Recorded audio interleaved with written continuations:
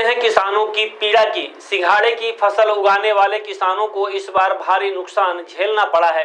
कीटनाशक बीमारी से पूरी फसल चौपट कर दी है, जिससे किसानों की कमर टूट गई है। परेशान किसान अब सरकार से आर्थिक मदद की मांग कर रहे हैं और उन्होंने अनुविभागीय अधिकारी को ज्ञापन सौंपकर अपनी बात मुख्यमंत्री तक पहुंचाई है।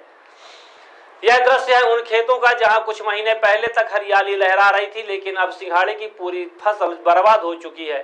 वजह है कीटनाशक बीमारी, जिसने किसानों की मेहनत पर पानी फेर दिया है।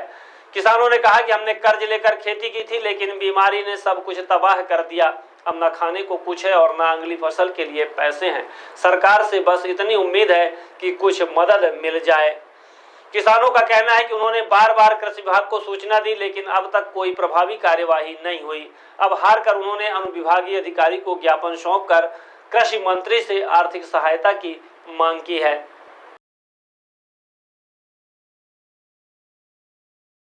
लगातार 2 से 3 वर्षों से सिंघाड़े की फसल पर लग रहे रोग के कारण परेशान हो रहा है, जिसकी सूचना हमने कई बार एसडीएम साहब, तहसीलदार साहब, जिला कलेक्टर, यहाँ तक कि आदरणीय विधायक श्रीकांत चतुर्वेदी जी, आदरणीय कलेक्टर साहिबा को ज्ञापन के माध्यम से हमने अवगत भी करा, लेकिन आज दिनांक तक उस पर कोई उचित कार्रवाई नहीं हुई।